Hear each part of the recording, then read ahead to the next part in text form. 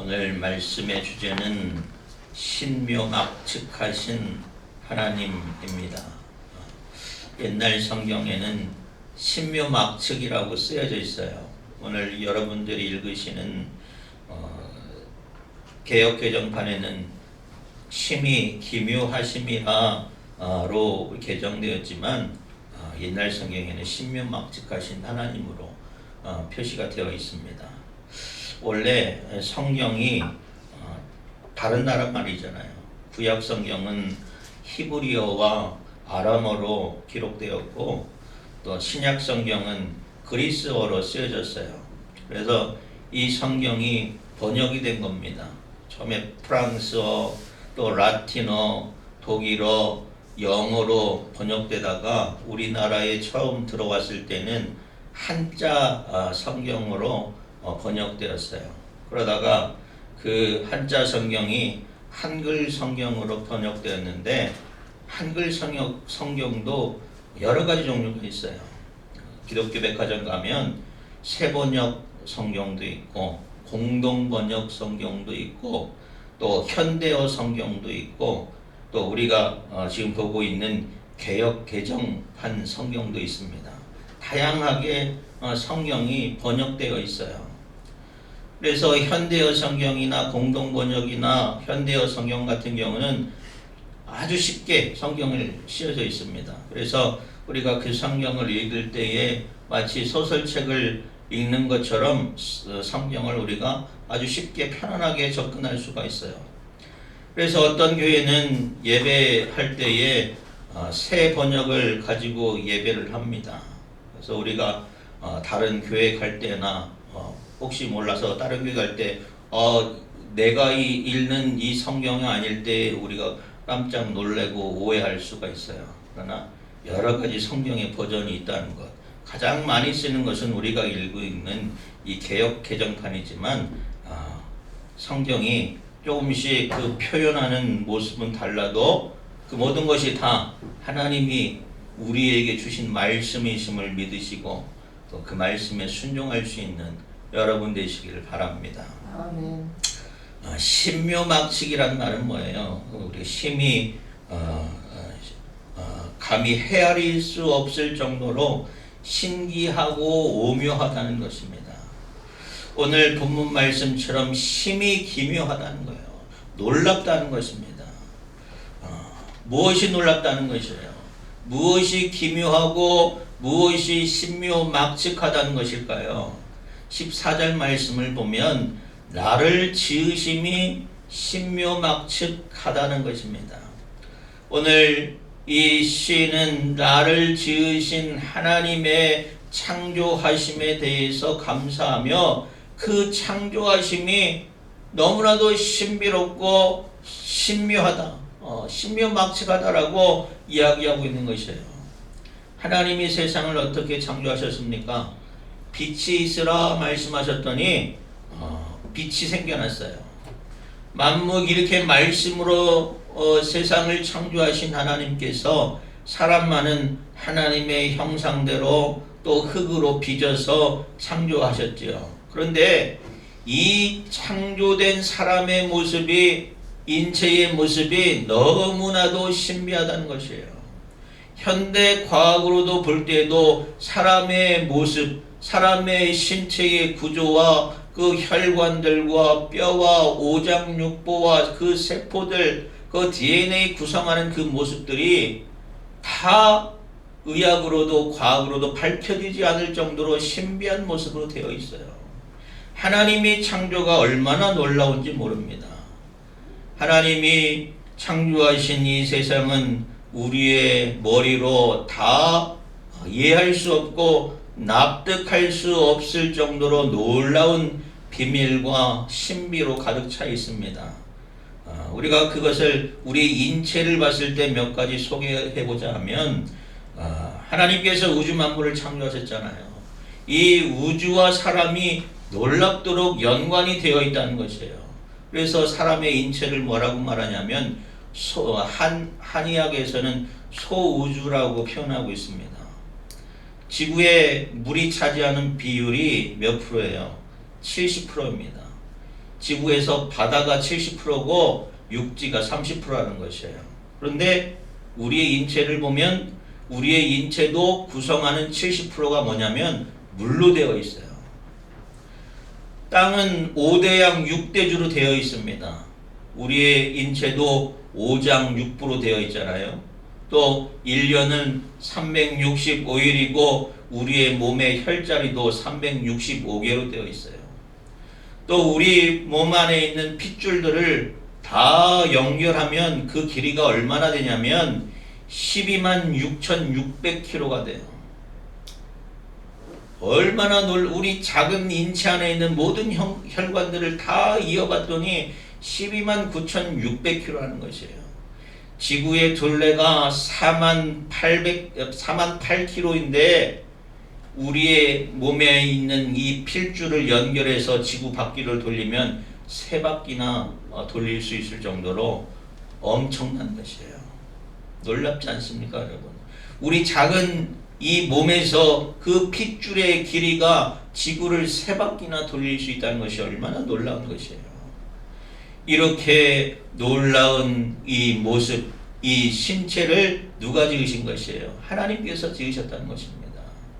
이뿐만 아니라 오늘 시인은 신묘막측하신 하나님께 감사한 것은 뭐냐면 자신이 어머니 뱃속에서 만들어지기 전부터 하나님께서 나를 알고 계시다는 것입니다. 16절 말씀 보면 내 형질이 이루어지기 전에 주의 눈에 보셨으며 나를 위하여 정한 날이 하루도 되기 전에 주의 책에 다 기록되었나이다. 사랑하는 여러분, 이 말씀의 의미가 뭡니까? 내가 태어나기도 전부터 또 어머니의 뱃속에서 내 모습이 생겨나 형질이 생기기 전부터 하나님께서는 나를 아셨다는 것이에요. 나를 선택하시고 구원의 자리로 인도하셔서 주의 책에, 생명의 책에 기록되어 있음을 시인이 감사하고 놀라워하고 있는 것입니다. 내가 어느 순간에 하나님이 나를 사랑하셔서 내가 구원의 자리로 인도된 것이 아니에요. 우리가 구원받게 된 것은 우연히 어떠한 순간에 되어진 것이 아니에요. 또 어떠한 필요한 조건에 의해서 되어진 것이 아니라 하나님께서 이미 우리를 아시고 또 우리를 선택하셔서 구원의 자리로 인도하신 것에 대해서 믿는 여러분 되시기 바랍니다. 태초부터 시작된 하나님의 사랑을 믿으시기 바랍니다. 어떤 사람은 애가 신앙생활 하면서 어머니 뱃속부터 묻었다고 그래요. 그래서 모태신앙이라고 합니다.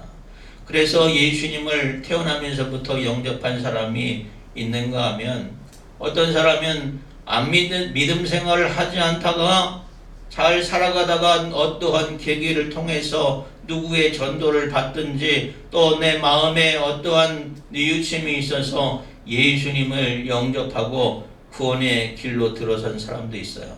그런데 오늘 본문 말씀을 보면 모태신앙이나 또 후천적인 신앙이나가 중요한 것이 아니라 원천적으로 하나님께서 하나님의 계획하신 가운데 우리가 인도함 받고 구원받게 되었다는 것이에요. 여러분, 그것에 대해서 감사할 수 있는 여러분 되시기 바랍니다. 내가 만들어지기 전부터 하나님께서 나를 사랑하셨구나. 내가 만들어지기 전부터 하나님께서 나를 구원하셨음을 기억하시고 감사할 수 있는 여러분 되시기 바랍니다. 여러분의 구원은 하나님께서 세상을 창조하실 때에 이미 창조의 계획과 또 인생에 대한 섭리 가운데 계셨음을 믿는 여러분 되시기 바랍니다. 그러니 나를 위한 구원의 계획과 사랑이 태초부터 시작되었다는 것을 생각할 때에 우리가 감사하지 않을 수가 없는 것이에요. 얼마나 감사한 것입니까? 하나님의 구원 계획과 예정에 따라서 우리가 구원받게 된 것에 대해서 진정으로 감사할 수 있는 여러분 되시기 바랍니다. 그런데 이러한 하나님의 구원과 그 섭리 예정을 이해할 때에 어떤 사람은 자칫하면 이것이 운명이구나, 이것이 팔자라구나라는 세속적인 그 결정론에 빠져서는 안 돼요. 어떤 사람은 그런 얘기를 합니다. 가룟 유다는 태어나기 전부터 예수님을 배신할 운명으로 예정내에서 태어났다고 말하는 사람이 있어요. 베드로는 예수님을 3번 배신할 운명으로 태어났다고 말하는 사람이 있어요. 또 어떤 사람은 구원받을 운명과 팔자고, 어떤 사람은 구원받지 못할 운명과 팔자로 나뉜다고 생각하는 사람이 있어요. 처음부터 태초부터 하나님께서는 어떠한 구원으로, 어떤 사람은 멸망으로 정해주신 것이 아님을 믿으시기 바랍니다. 성경을 보면 하나님의 구원은 모든 사람에게 예외 없이 적용되는 것을 성경은 이야기하고 있어요.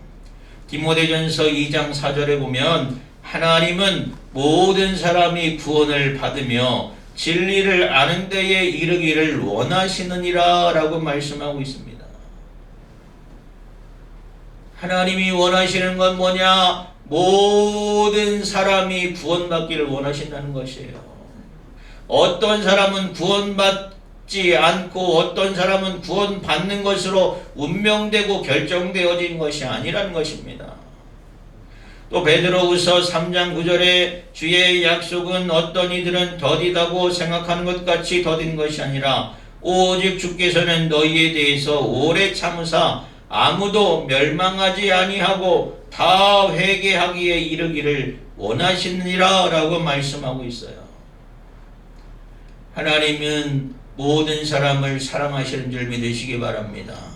하나님은 모든 사람이 구원받기를 원하시는 줄 믿으시기 바랍니다.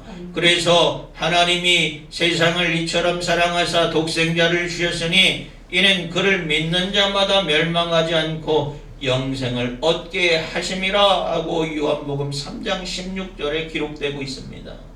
모든 사람에 대한 구원이 있어요.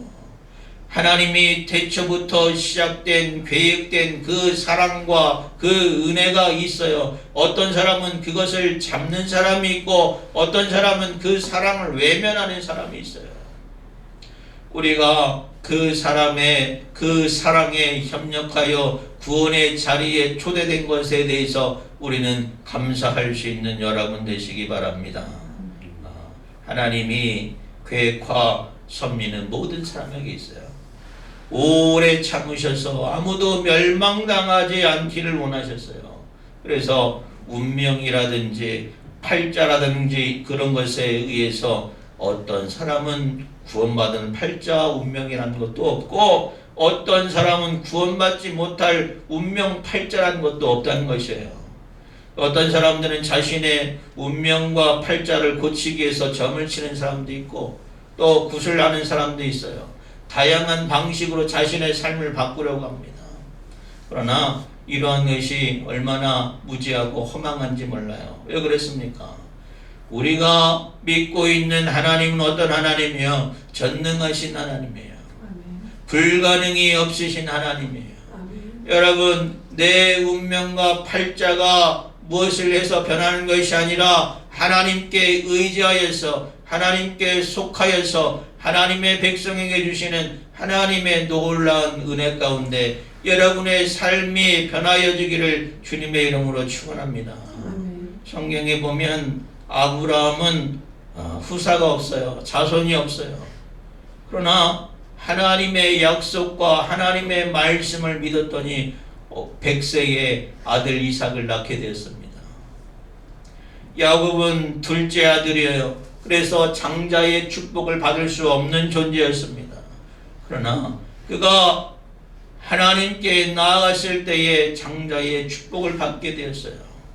또 요셉은 그 형들의 시기로 타국에 팔려다고 또 죽을 위기를 겪었지만 그의 삶은 변화가 되어서 총리 대신이 되고 또 자신의 민족을 지키는 자가 되었어요. 모세는 노예의 자손으로 태어나자마자 살해당할 위기에 처했지만 그는 애굽의 왕자도 되었고 또 이스라엘을 구원하는 또 하나님의 도구로 사용되기도 했어요. 히스기야는 죽게 되었을 때에 기도했더니 그 생명이 15년이 연장받게 되었어요. 다윗은 보잘것없는 목동 막내 자식이었지만 골리앗을 무찌르고 이스라엘의 왕이 되었어요. 이러한 사람들은 다 뭡니까? 하나님을 믿고 하나님을 의지하였더니 그의 인생의 역전이 되는 삶을 살게 되었다는 것입니다. 이 사람들은 믿음 안에서 자신의 처지나 그런 것들을 원망하지 않고 좌절하지 않고 하나님을 신뢰하고 하나님을 의지하다가 하나님의 도우심을 경험하게 되었습니다. 도와주시는 하나님, 살려주시는 하나님, 역사하시는 하나님을 경험했다는 것이에요. 신묘막측하신 하나님을 경험하게 되었다는 것이에요. 사랑하는 여러분, 여러분도 믿음 안에서 신묘막측하신 하나님을 경험하는 여러분 되시기 바랍니다. 나를 지으셨을 뿐만 아니라 나를 향하신 하나님의 사랑과 하나님의 그 은혜, 그 역사하심을 경험하고 감사할 수 있는 여러분 되시기 바랍니다. 신묘막측하신 하나님의 구원과 역사하신 하나님 앞에 소원하고 신뢰하는 여러분 되시기 바랍니다. 그러한 자에게 하나님의 은혜가 있는 것이에요. 시편 81편 6절에 보면 내 입을 크게 벌려라 내가 그 입을 채워주리라 라고 말씀하고 있어요.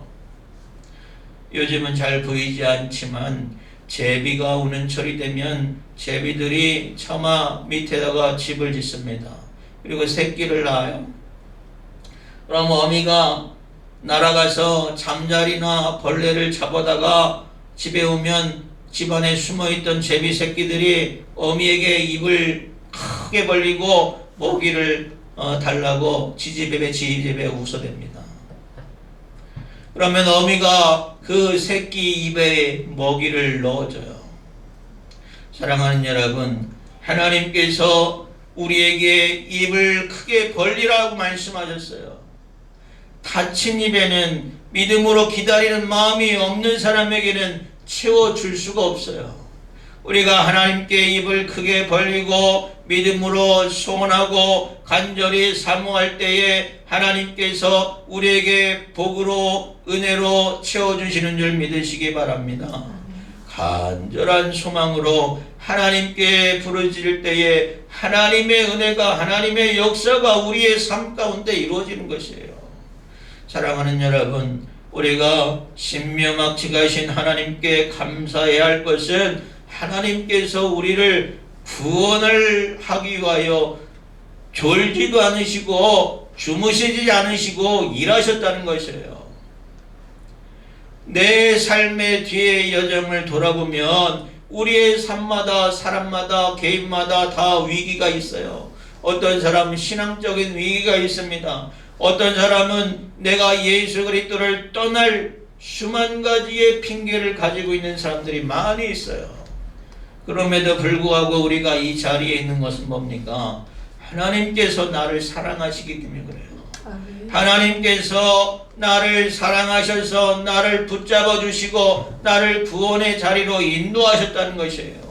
수만 가지 하나님의 손길과 하나님의 섭리로 우리가 하나님의 은혜 가운데 떠나지 않게 하셨음을 감사할 수 있는 여러분 되시기 바랍니다. 하나님은 우리에게 기회를 주시고 또 참아주시고 인내해 주시는 은혜와 사랑의 하나님이에요. 17절 18절 말씀 보면 하나님이여 주의 생각이 어찌 내게 그리 보배로우신지요 그 수가 어찌 그리 많으신지요 내가 세려고 할지라도 그 수가 모래보다 많다소이다. 내가 깰 때에도 여전히 주와 함께 있나이다. 시인이 내 주의 생각이 내게 어찌 그리 아름다우지요 그 수가 어찌 그리 많은지요 라고 고백하고 있어요.